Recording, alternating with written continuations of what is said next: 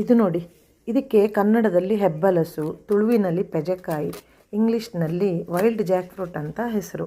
ಇದನ್ನು ನಾವು ತುಂಬ ಥರದ ಒಂದು ಅಡುಗೆಗಳಲ್ಲಿ ಉಪಯೋಗ ಮಾಡ್ತೇವೆ. ನಾನಾ ರೀತಿಯಲ್ಲಿ ಇದನ್ನು ತಯಾರು ಮಾಡಿ ತಿಂತೇವೆ. ಎಸ್ಪೆಷಲಿ ಇದನ್ನು ನಾವು ಬೇಸಿಗೆ ಕಾಲದಲ್ಲಿ ಉಪ್ಪಿಗೆ ಹಾಕಿ ಇಟ್ಟು ಆಮೇಲೆ ಮಳೆಗಾಲದಲ್ಲಿ ಯೂಸ್ ಮಾಡ್ತೇವೆ, ಆಯಿತಾ. ಹಾಗಂತ ಇದು ತಿನ್ನಲಿಕ್ಕೆ ಎಷ್ಟು ಚೆಂದ ಇರ್ತದ, ಇದು ಮಾಡೋ ಕೆಲಸ ಮಾತ್ರ ಅಷ್ಟೇ ಕೆಲಸ. ನೋಡಿ, ಈ ಥರ ಇದನ್ನು ನೀಟಾಗಿ ಇದರದ್ದು ಸಿಪ್ಪೆ ತೆಗೆದುಕೊಳ್ಳೋದು. ಸಿಪ್ಪೆ ಅಂದರೆ ಮುಳ್ಳು ಇರ್ತದಲ್ಲ ಹೊರಗಡೆ, ಅದಕ್ಕೋಸ್ಕರ.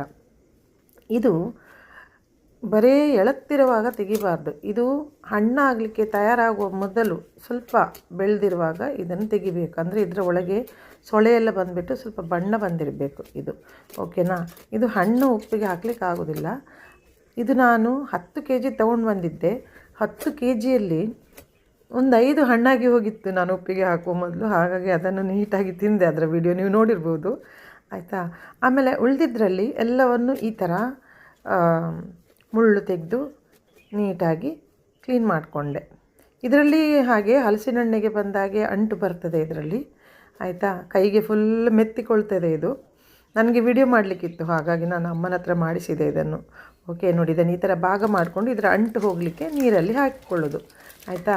ಇದರಲ್ಲೊಂದು 5 ಹೆಬ್ಬಲಸನ್ನು ನಾನು ಡೈರೆಕ್ಟಾಗಿ ಉಪ್ಪಿಗೆ ಹಾಕ್ತೇನೆ. ಅದಕ್ಕೆ ನಾನು ಒಂದು ಭರಣಿಯಲ್ಲಿ ತಣ್ಣೀರು ತಗೊಂಡೆ. ಇದೇನು ಬಿಸಿ ಮಾಡಿದ ನೀರಲ್ಲ, ಬಿಸಿ ಮಾಡಿ ಆರಿದ ನೀರಲ್ಲ, ಹಾಗೆ ಸುಮ್ಮನೆ ತಣ್ಣೀರು ತಗೊಂಡೆ. ಇದಕ್ಕೆ ಒಂದು 5 ಹೆಬ್ಬಲಸು, 5 ಪೆಜೆಕಾಯಿಗೆ ಅರ್ಧ kg ಹರಳುಪ್ಪು ಹಾಕಿ ಈ ಥರ ಇದನ್ನು ಒಂದು 5 ಇದನ್ನು ನೀರಲ್ಲಿ ಹಾಕಿ, ಉಪ್ಪು ನೀರಲ್ಲಿ ಹಾಕಿ ಮುಚ್ಚಿಟ್ಟೆ, ಆಯಿತಾ. ಇದು ಯಾಕೆ ಅಂತ ಮುಂದಿನ ದಿನಗಳಲ್ಲಿ ವಿಡಿಯೋ ಮಾಡಿ ಖಂಡಿತ ಹಾಕ್ತೀನಿ. ಆಲ್ರೆಡಿ ಒಂದು ವಿಡಿಯೋ ಇದೆ, ಬಟ್ ಇನ್ನೂ ಏನೇನೆಲ್ಲ ಮಾಡ್ಬೋದು ಇದರ ಬಗ್ಗೆ ಡೀಟೇಲಾಗಿ ನೆಕ್ಸ್ಟ್ ನಾನು ವಿಡಿಯೋ ಹಾಕ್ತೀನಿ. ಓಕೆ, ಸದ್ಯಕ್ಕೆ ಇದು ಉಪ್ಪು ತಾಗಲಿ ಇದಕ್ಕೆ, ಓಕೆನಾ.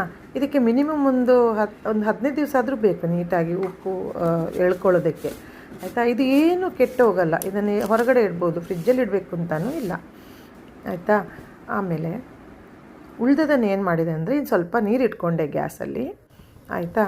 ಆಮೇಲೆ ನೀರು ಸ್ವಲ್ಪ ಬಿಸಿ ಆದಮೇಲೆ ಎಲ್ಲವನ್ನೂ ಇದರಲ್ಲಿ ಹಾಕಿ ಇದು ನೀರು ಕುದಿ ಬಂದಮೇಲೆ ಒಂದು 2 ಮಿನಿಟ್ಸ್ ಗ್ಯಾಸಲ್ಲಿ ಬೇಯಲಿಕ್ಕೆ ಬಿಟ್ಟು ಚೆನ್ನಾಗಿ ಬೇಯ್ತದೆ ಇದು. ಆಮೇಲೆ ಇದನ್ನು ಉಪ್ಪಿಗೆ ಹಾಕ್ತೇನೆ, ಆಯಿತಾ. ಉಪ್ಪನ್ನ ಹಾಗೆಯೇ ಆಗ ಹಸಿ ಹಾಕಿದ್ದಳು ಅದೇ ರೀತಿ ಇದನ್ನು ಉಪ್ಪಿಗೆ ಹಾಕೋದು.